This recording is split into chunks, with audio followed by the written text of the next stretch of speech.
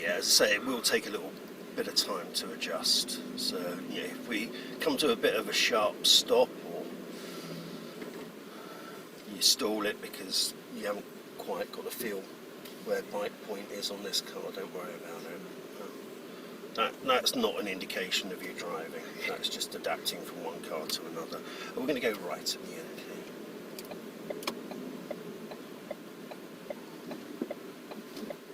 here. That's what I mean. Wow.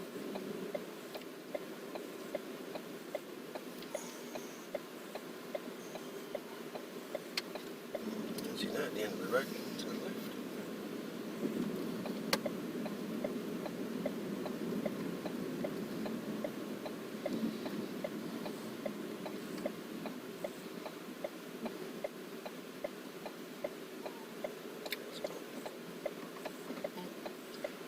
Just gets up to the giveaway line.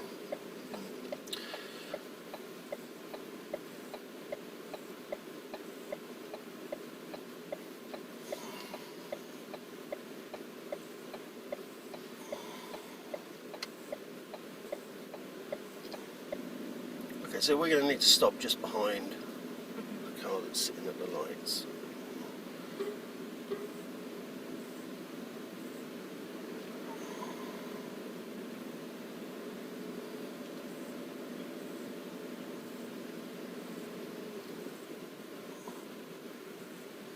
It's lovely.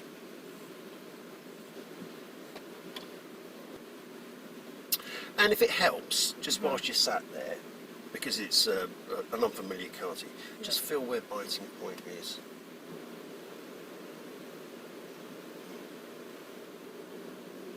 There you go.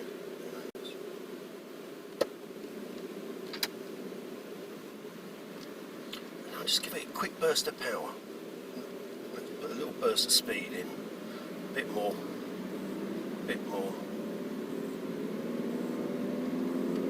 That's it. Now you're off and running. Just carry on going through the gears. Again, as long as you can see that it's all clear ahead, just get a bit of power going through the car. Get that speed built up.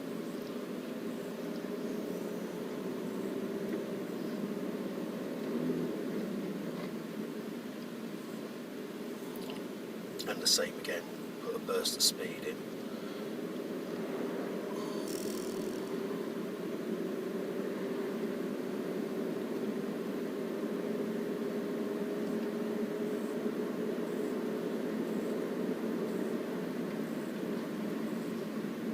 And the same again, as long as we can see the road ahead is completely clear, just put a burst of speed in. So we're in a 60 mile an hour speed limit, and at the moment there's no reason why we shouldn't be driving up to near the speed limit.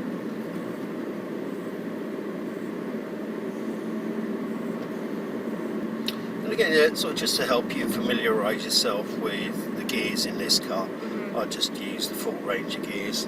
Alright, Because okay. at the moment we're still in fourth. I don't think we ever got into fifth. You never got into fifth? Oh, really? Yeah.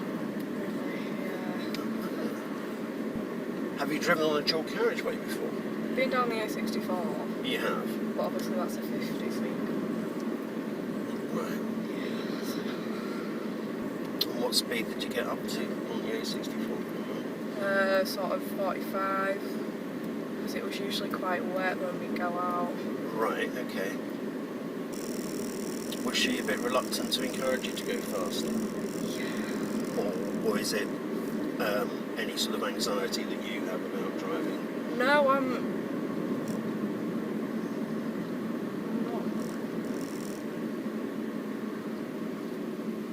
Is that nice?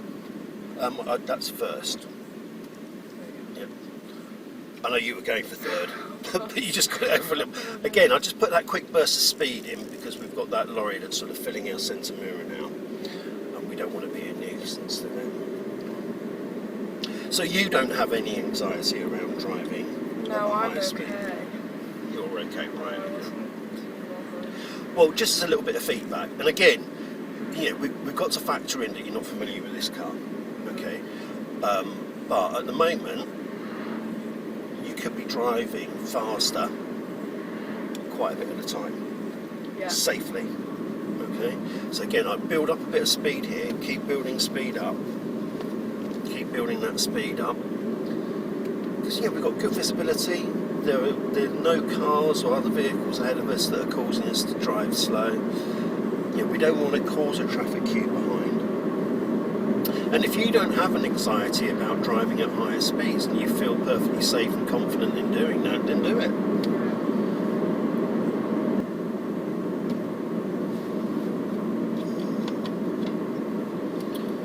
If you want to get your visor down, if the sun's glaring in your eyes, then I'll leave that over to you.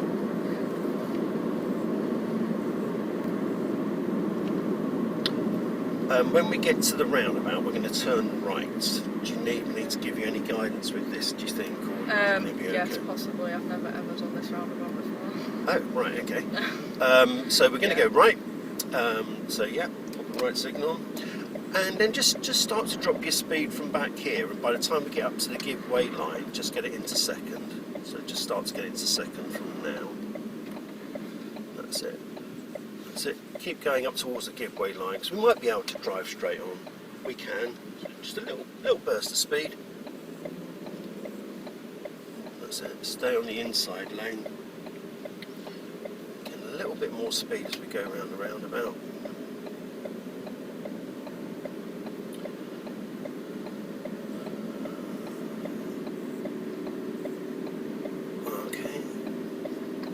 We're still turning right, so that's it, good. Then get us up to the stop line. So slide into first gear, and then just a little bit of gentle braking just as we get to the stop line, unless the lights change. Okay, when we drive forward, we want to get on, not on the grass, but towards the grass on the far side of the roundabout. So go into the further lane? The furthest lane on the left. So a little bit of speed. Just build up a little bit of speed. Bit more, bit more, bit more, bit more, bit more. Start to turn now and keep to the left.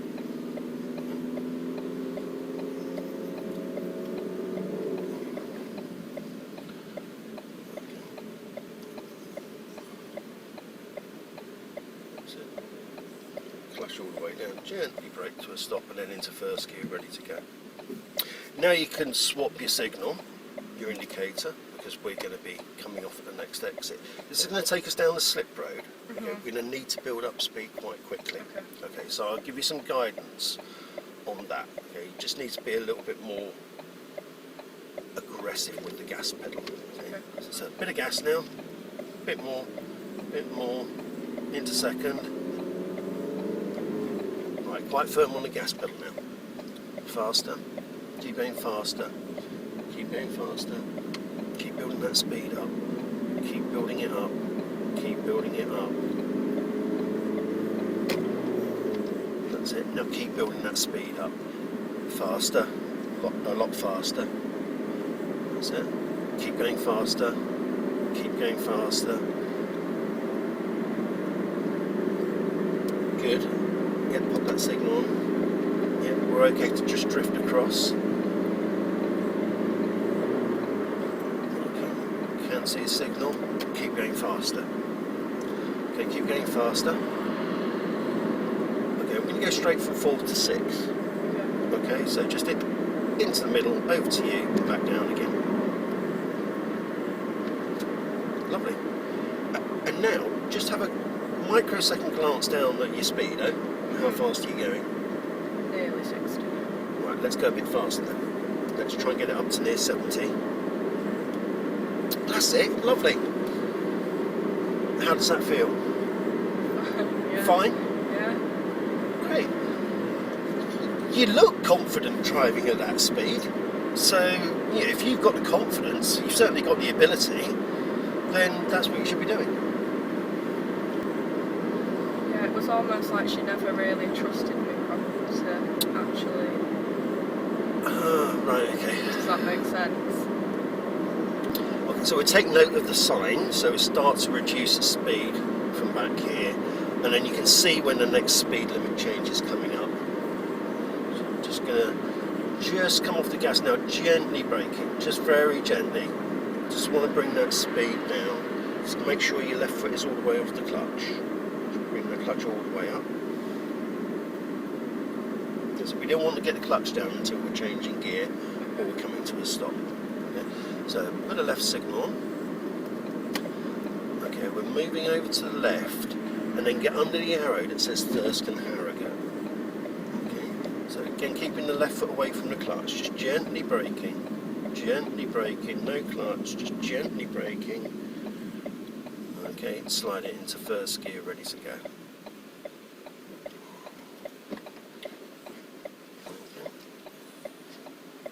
Again, quick burst of speed, just to get us off and running. A bit more, into second. Okay, and centre lane. Good. We're going to go right at the roundabout. Okay, but just stay in this lane. Again, sliding it into first, ready to go.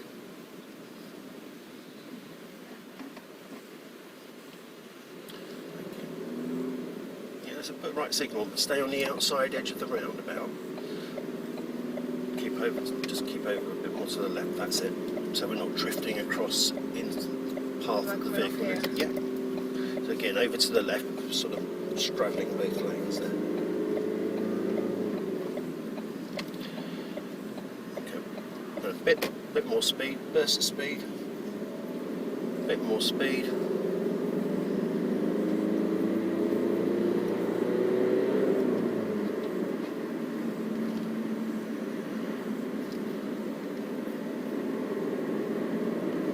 Speed. That's it. And then go from third to fifth. So lovely. Okay, we're not going to be doing too much more driving before we pull over into a car park, and then we'll have a chat and we'll have a little look at your parking as well. Okay. So when we get up to the next roundabout, we're going to turn left, first exit, following the signs for Monk's Cross. So again, I'll just give you a little bit of guidance with regards to your clutch, right? So let's just keep that left foot away from the clutch until I tell you. Okay? So let people know where you're going at the roundabout. Gently brake. And keep bringing that speed down with the brake only. Keep bringing it down more. Bring it down more. Bring it down more. Bring it down more. Bring it down more. Into second gear, but keep bringing your speed down with the brake. Okay. Get us up to the giveaway line. Okay, and then follow the white car onto the roundabout. Bit of speed, bit of speed, bit of speed, bit of speed, bit of speed. Nice work. When we get to the next roundabout, we're going to turn right. It's the third exit. Okay. So again, try to keep that left foot away from the clutch until we need to use it. Okay. So when we want to bring the speed of the car down, just brake only. Okay. So just start to bring that speed down from back here. Let people know where you're going. Keep bringing it down with the brake only. And then around about here, you can start to get it into second gear. But keep bringing the speed down until you've got a decision on whether you can drive on or you're going to need to stop. Bit of power, bit more power, we can just drive straight on.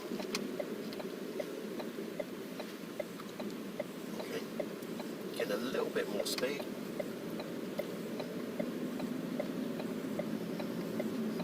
It's this next exit.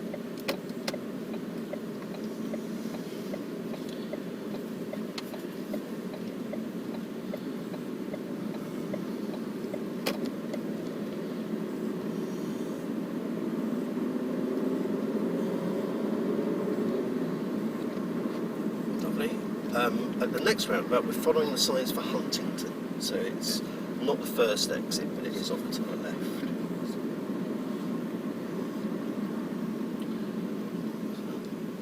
Again, that's it, nice. Don't stop if you feel like you can just drive straight on, if there's nothing coming.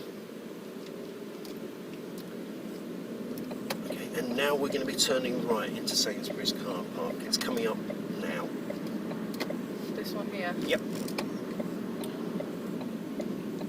it's all clear. Just into first.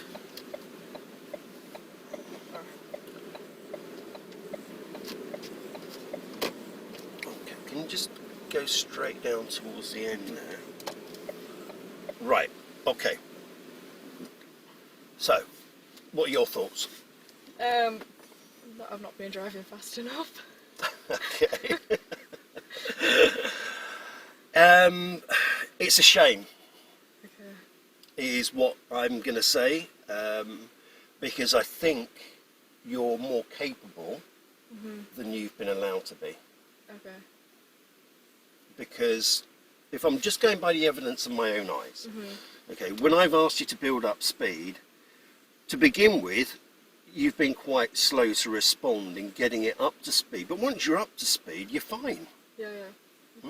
So really, all you need to do is be confident enough and be allowed to be confident enough to put that burst of speed in.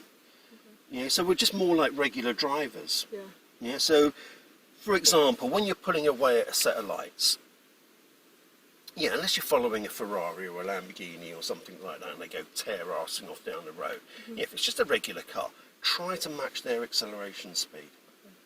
Okay. When you're wanting to build up speed on a slip road, you know, because the main job when you're going down on a slip road to join a dual carriageway or a motorway is you need to use that slip road, as long as there's not a build-up of traffic, to get up to the speed of the vehicles that are already on the main road before you get to the end of the slip road. Because what could happen if you end up sort of like drifting across onto the main road at around about 40-45 miles an hour when people are coming up behind you at 70? Yeah. You know, what are the consequences going to be? Well, if they crash. It's unlikely they're going to drive into the back of you Yeah. just because you're there. But what's it going to cause them to do? Get annoyed at you. They might get annoyed. They're almost certainly going to either need to brake sharply or quite heavily, or they're going to need to move across into another lane. But if they can't move across into another lane, then they're going to have to brake to stop themselves from driving into the back of you. And then that might be when they start to get a bit frustrated. And then if you think about it, if we've got frustrated drivers behind us, the frustrated drivers, do you think, make good or perhaps poor decisions? Poor decisions. So they could then try to come round you out of a sense of frustration when it's not safe to. So, yeah, as a confident, competent and responsible driver, where we can safely drive up to the speed limit, we should do. Okay, so that's one piece of feedback. I can just put a bit of power in the car. Right. The other bit of feedback I would give you is, and it is related, but you're slowing down way too early for things. Okay. So it's sort of like the two ends of the spectrum with regards to speed. Lots of times we need to be going faster, and then at other times we need to be slowing down later. Okay. Okay. Because again, if we can see that we're coming up to a set of traffic lights that are on red, and we start to slow down way too early, again it's just going to annoy and frustrate people behind us, and again might cause them to try and come round us when it isn't safe to. And then the other bit of feedback is your clutch. Yeah. Because there's quite a bit of coasting going on at the moment. Is that something that you feel like is a habit that you've got? I hadn't even noticed that I was doing that because she's never corrected that. So I just thought that was right, what I was doing. Right, okay. It's not. Okay. Okay, I'm not saying that from a critical point of view, it's just facts. Okay. Do you know, A, do you know what coasting is, and B, do you know what the consequences could be of coasting? Yeah, lost control of the car, basically. Yeah, so again, it's also related to slowing down. When you're trying to bring the speed of your car down, again, for a roundabout, junction, set of traffic lights, whatever it might be, and you get your clutch down way too early, then basically you've got about 1.5 tons, 2 tons of machinery just freewheeling. Okay. Okay, because the engine is doing nothing, the gearing system of the car is doing absolutely nothing to help you regulate the speed, because that clutch is all the way down, the engine system is disconnected from the wheels, and you're just freewheeling. So then you've only got your foot brake to use to help you to slow the car right down, and it becomes pretty difficult to work out quite how much brake you should be using to get the response from the vehicle that you need. So if you leave the car in gear, it doesn't matter what gear it's in, the engine is also going to help you out. It's going to help you to regulate your speed, and it will feel much smoother, and it will feel like it's under a lot more control, because it is under a lot more control. So we need to get you out of that habit. I think we just need to let you off the reins a little bit, really.